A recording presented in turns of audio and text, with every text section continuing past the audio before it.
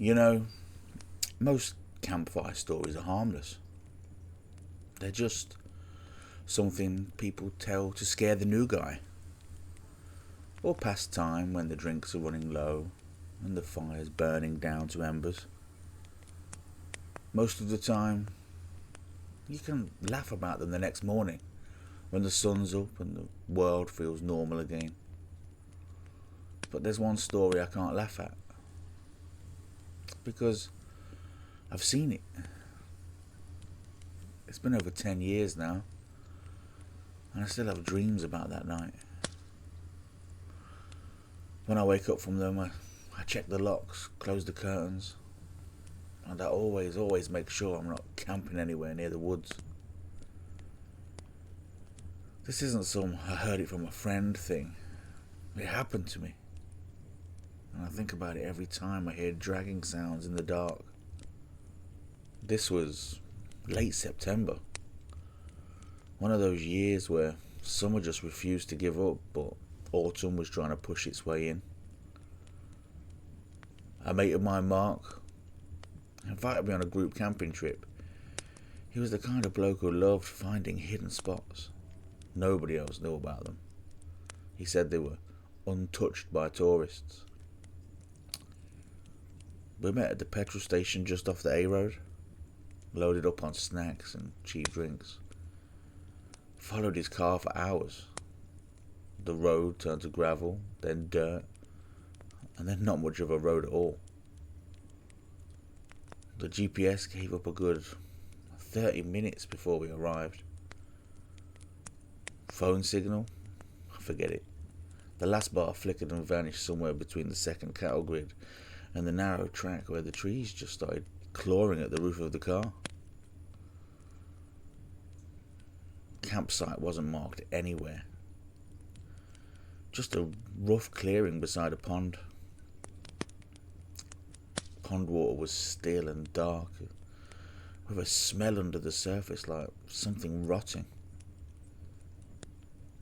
Around us, pine trees stood tall and crowded, their branches locking together overhead. There were 6 of us in total. We pitched our tents in a loose circle, started a fire, let the quiet of the place just sink in. It wasn't the usual kind of quiet you get in the countryside. It felt heavier. The sun slipped away fast. By the time we'd finished cooking, we were just a little island of light in a sea of black. That's when Mark decided to tell us all about him. He told us about a man who lived out that way, back before there were roads or villages. A hunter, lived off the land, tanned hides himself, wore them year round. But one winter the animals were gone. The first person to vanish was a trapper, one who came to trade and never made it back home. When they searched for him in spring, they found pieces of him scattered in the undergrowth. And in the hunter's shack, hides. But not all of them were animal. The way he told it, he lowered his voice. They say he made a coat out of the man's skin, and once he started, he couldn't stop. The legend goes that now he roams these woods, tall and gaunt, wearing a patchwork of coat of stitched victims. If you're camping and you hear slow dragging footsteps, not walking, but pulling something heavy, you're not supposed to move, not even breathe. Because if he knows you're awake, he might take a piece of you to finish his coat. We all laughed like you're supposed to. There was something about the way he told it just stuck in my head. By the time we crawled into the tents, I couldn't sleep. The trees felt closer than they had in the daylight, like they'd crept in while we weren't looking. Somewhere in the small hours I heard something. It was faint, slow, a dragging sound, like a heavy sack pulled over pine needles. Told myself it was the wind or a branch falling, but the air was still. By morning, Chris, one of the guys, swore his hoodie sleeve had been torn while he slept. We teased him about brambles, but the cut was clean. It was just too clean. By the time the second night came, something about the clearing just felt wrong. It wasn't just cold, although it was colder, sharp, almost metallic in the air, like the bite you get stepping into a walk-in freezer. The trees seemed to crowd ever closer still, their trunks forming a jagged wall just beyond the reach of the firelight. We sat around the flames for hours, just telling harmless stories, laughing just enough to convince ourselves the place wasn't getting to us. But I noticed the silence between the laughter. It was getting longer. The fire seemed weaker too. Every time we added more wood, it flared for a moment before settling into a dull, reluctant glow. When I finally crawled into my tent, I was already on edge. I zipped my bag all the way up, something I never usually do, and tried to block out the damp smell drifting from the pond. At some point in the night I woke. I had no idea what time it was. My phone was still dead from the day before. The darkness inside the tent felt thicker. I couldn't see my own hand when I lifted them. That's when I noticed the zipper on my sleeping bag was open. Halfway. I was certain I'd done it all the way up before sleeping.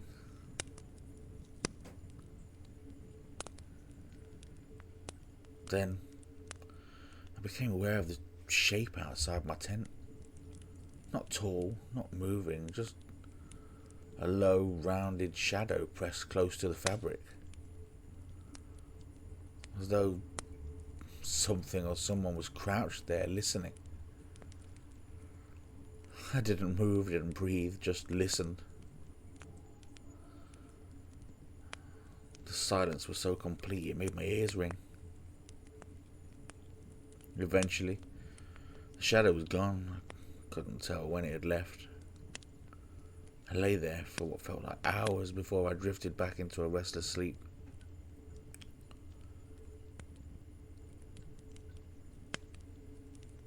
In the morning, I found something near the edge of my tent. A piece of thick, stiff material, maybe the size of my palm. It wasn't from any of our gear. The stitching along one of the edge was crude but deliberate, done with the pale thread that felt strangely coarse. I didn't show anyone. I just slipped it into my bag and kept quiet. We should have left then. I knew it. I could see it on Chris's face too. He was pale, distracted, barely touched his food. Mark, ever the stubborn one, insisted we were imagining things. He said the woods mess with your head if you're not used to them. By the time darkness fell again, the temperature had dropped even further. The air just had a weight to it, like it was pressing on you. I remember the firelight flickering across everyone's faces, making their eyes seem darker than they should have been. I didn't want to go to bed. I wanted to sit by that fire until morning. But one by one the others turned in. I lasted maybe another half hour or so before I gave in. I zipped my sleeping bag all the way up again, pulled the hood over my head, tried to force my breathing into a steady rhythm.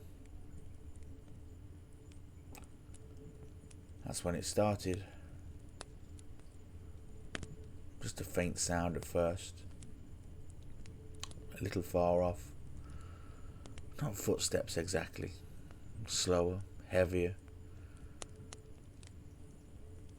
like something being dragged across the ground. The sound grew closer, and I realised it wasn't coming from one direction. It seemed to slide around the clearing, stopping and starting. I shut my eyes tight, the sound stopped. And something brushed my foot. It was just the lightest touch, like the corner of the blanket or the end of a scarf. Then the smell hit me. Damp earth, blood, the sour tang of leather left too long in the rain. I clenched my fist inside the bag and willed myself not to move. Every second stretched until it felt like hours. Eventually the smell faded. When I woke, I didn't feel rested. It was like I'd been holding my breath all night. The light that morning was strange. Thin and grey, filtered through a low mist that had crept in from the pond.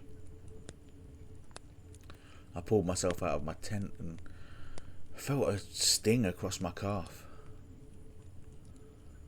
I pulled up my trouser leg.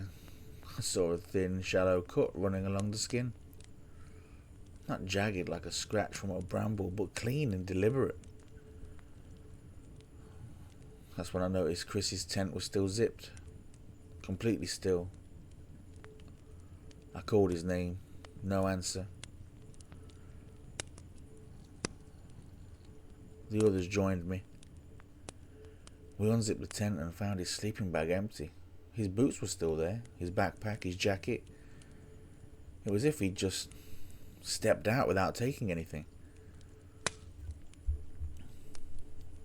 We searched the clearing, then pushed into the trees, calling his name until our voices would roar. That's when I saw it. A patch of ground where the pine needles had been disturbed, smoothed over in a way that didn't look natural. It was as if something heavy had been dragged through and someone had tried to hide the marks. Mark said it must have been an animal, but I could see in his eyes that he didn't believe it either. We went back to the clearing in silence. Nobody said it out loud, but I think we all knew we'd be leaving that day. But we stayed. I don't know why. Maybe it was shock. Maybe we thought Chris would come stumbling back into camp at any moment, mumbling about getting lost in the mist. Maybe. And this thought has sat with me ever since. Maybe we couldn't leave. You see, Mark tried the car, just to be sure, but the battery was dead. Though it had been fine the day before.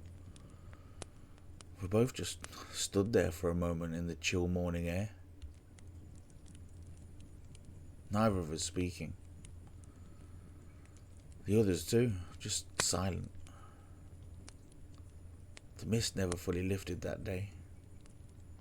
It thinned just enough to show the washed out sky, and thickened again by early evening,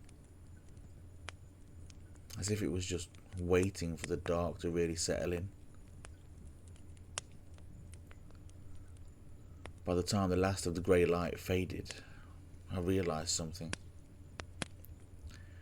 It was as if the whole place had gone still. Not just quiet, but empty and hollow. We didn't bother with the fire. It didn't feel like the firelight would keep anything away anymore.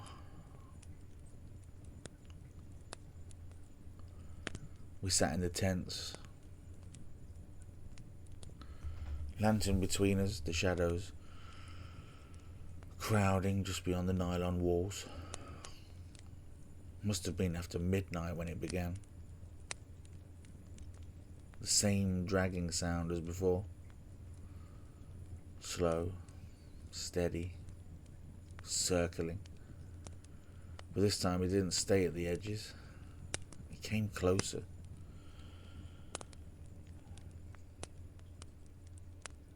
The shadow passed across the lantern light. Not tall, not haunched, just wrong. Its movements were too smooth, too deliberate. And when it paused, I could feel its attention, just pressing against me. I gripped the handle of my knife so hard my fingers ached.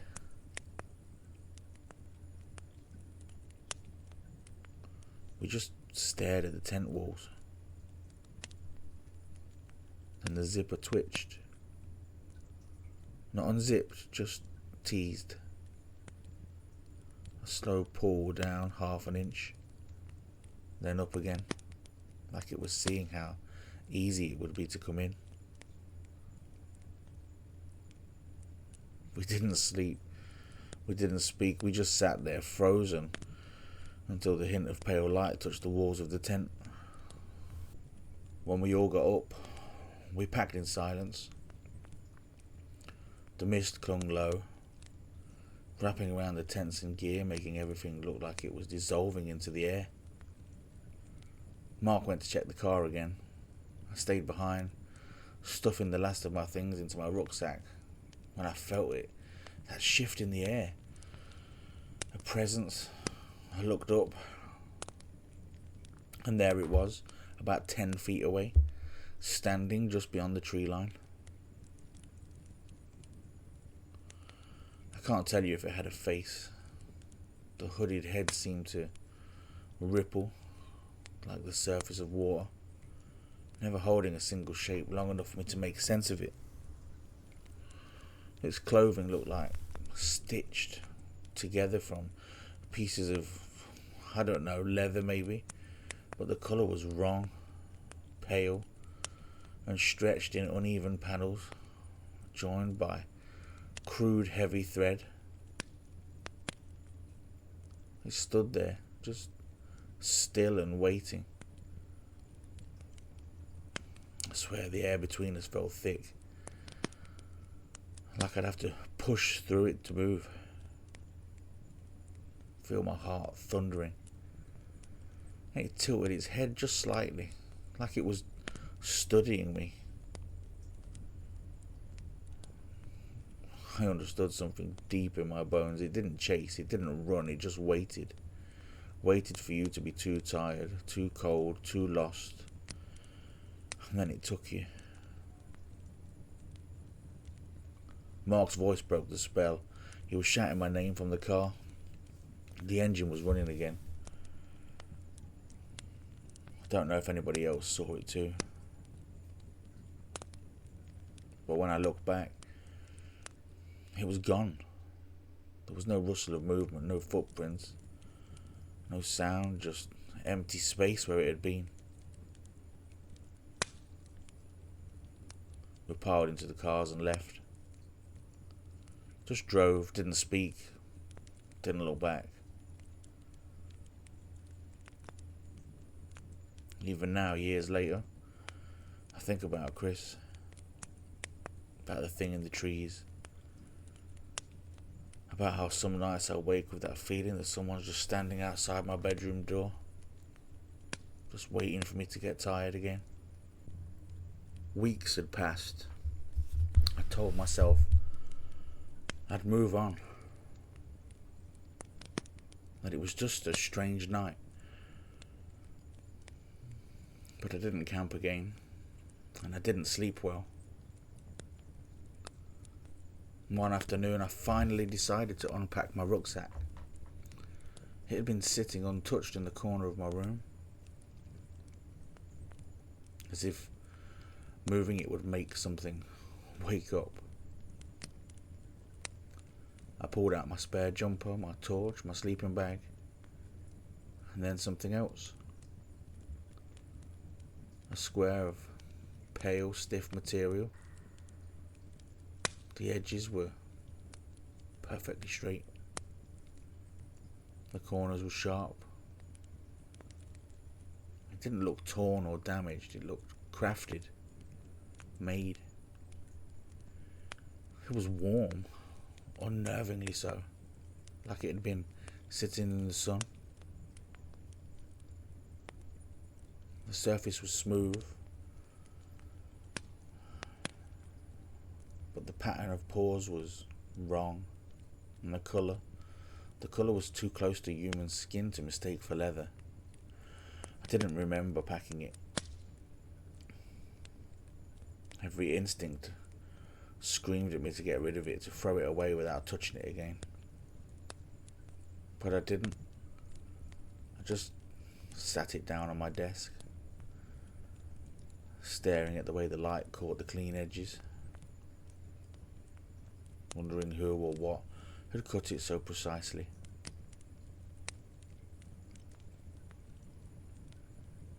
That night I woke to the sound of slow, deliberate footsteps moving across the hallway. They stopped right outside my bedroom door. Felt the air pressing around me. And then I remembered that perfect square piece of skin still sitting on my desk.